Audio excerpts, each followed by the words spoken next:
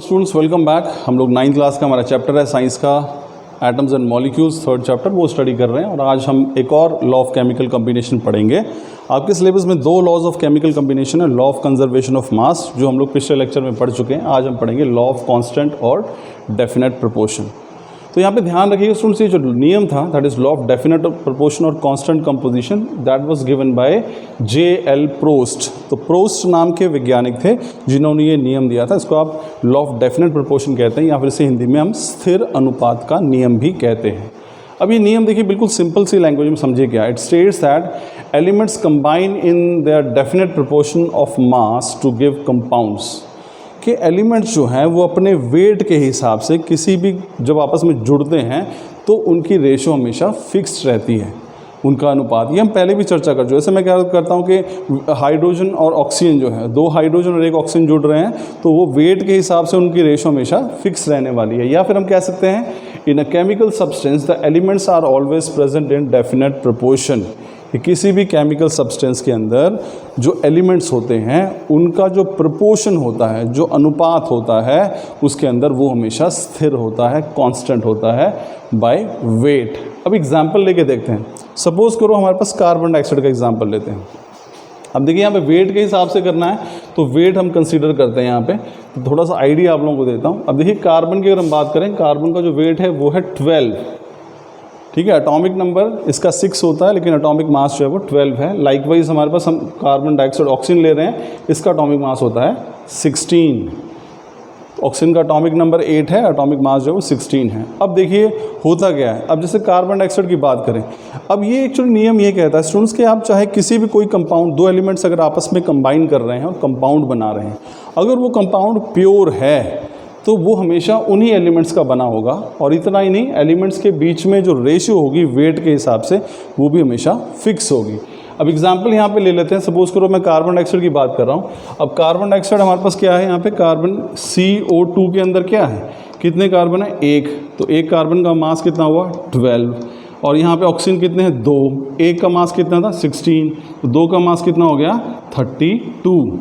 तो इसका मतलब जब भी कार्बन डाइऑक्साइड बनेगी, चाहे आप उसको किसी मेथड से बना लीजिए, आप C+O2 कर रहे हैं तब भी आप देख लीजिए, या CaCO3 को तोड़ रहे हैं तब भी CO2 बनेगी।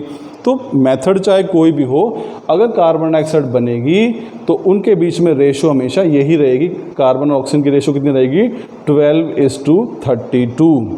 12 का मतलब है कि एक कार्बन, और ऑक्सीजन 2 का मतलब है 1 का 16 है तो 2 के कितने हो गए, 32। तो कार्बन और ऑक्सीजन के बीच में रेशो जो है वो हमेशा फिक्स रहने वाली है। लाइकवाइज आप वाटर का एग्जांपल भी ले सकते हैं स्टूडेंट्स। वाटर हमारे पास क्या है, हाइड्रोजन का एटॉमिक मास कितना है, 1। और ऑक्सीजन कितना होता है हमारे पास, 16। तो यहाँ पे कितने जुड़ रहे हैं, 2 तो जुड़ रहे हैं हाइड्रोजन, तो 2 हाइड्रोजन है और कितने ऑक्सीजन है, 16। तो यानी कि अगर मैं इसको और सिंपल करूँ तो ये हो जाएगा 1:8।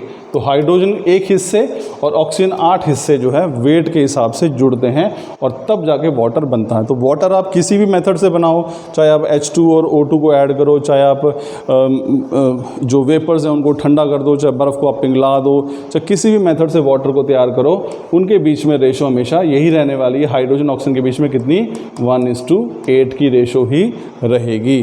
तो ये है लॉ ऑफ कांस्टेंट प्रोपोर्शन और डेफिनेट कंपोजिशन, यानी कि जब भी एलिमेंट्स कंबाइन करते हैं उनके बीच में रेशो हमेशा सिंपल होती है in terms of their mass. ठीक है, अब एग्जांपल देख लीजिए। यहाँ पे कैसे कार्बन डाइऑक्साइड का हमने डिस्कस किया है। Compound carbon dioxide can be obtain using various ways. हम कार्बन डाइऑक्साइड को बहुत सारे तरीके से बना सकते हैं। पहला तरीका क्या है, C+O2 हमने लिया तो बना दिया CO2। दूसरा क्या है, CaCO3 कैल्शियम कार्बोनेट हमने ले लिया, इसको हम हीट करेंगे तब भी CO2 बनेंगे। दोनों ही प्रोसेस में क्या बन रहा है, अगर आप यहाँ पे गौर से देखेंगे तो दोनों प्रोसेस में क्या है, यहाँ भी कार्बन डाइऑक्साइड बन रही है और यहाँ भी कार्बन डाइऑक्साइड बन रही है। तो कार्बन डाइऑक्साइड आप चाहे इस मेथड से बनाओ चाहे इस मेथड से बनाओ, दोनों के बीच में रेशो जो है कितनी रहने वाली है, ये हमारे पास होगी 12:32 की रेशो ही रहेगी। यहाँ पर भी 12:32 की रेशो रहेगी वेट के हिसाब से, और यहाँ पर भी 12:32 की रेशो ही रहने वाली है। तो यही यहाँ पे लिखा है, the ratio of carbon oxygen always same, that is 12:32. Similarly for ratio in case of water is always 1:8. तो ये था हमारे पास लॉ ऑफ डेफिनेट प्रोपोर्शन जो प्रोस्ट ने दिया था। प्रोस्ट ने ये कहा कि भाई एलिमेंट्स जब भी कंबाइन करते हैं कंपाउंड बनाने के लिए, उनके बीच में जो एलिमेंट्स होते हैं उनकी जो रेशो होती है वो हमेशा फिक्स होती है, सिंपल होती है in terms of their mass. तो ये हमने दो एग्जाम्पल के साथ देखा, कार्बन डाइऑक्साइड और हमारे पास क्या दूसरा वाटर। तो यहाँ पे एग्जाम्पल देखिए देने की कोशिश की है। यहाँ पे 4 हिस्से हैं किसी हाइड्रोजन के, 2 हिस्से ऑक्सीजन के हैं, 2H2 और O2 ये बनाएगा हमारे पास 2:1 की रेशो में वाटर की फॉर्मेशन जो है वो होती है। तो इस प्रकार से हम लोग इस लॉ को एक्सप्लेन करते हैं, that is law of definite proportion और constant composition. I am sure आपको समझ में आएगा स्टूडेंट्स। Thank you.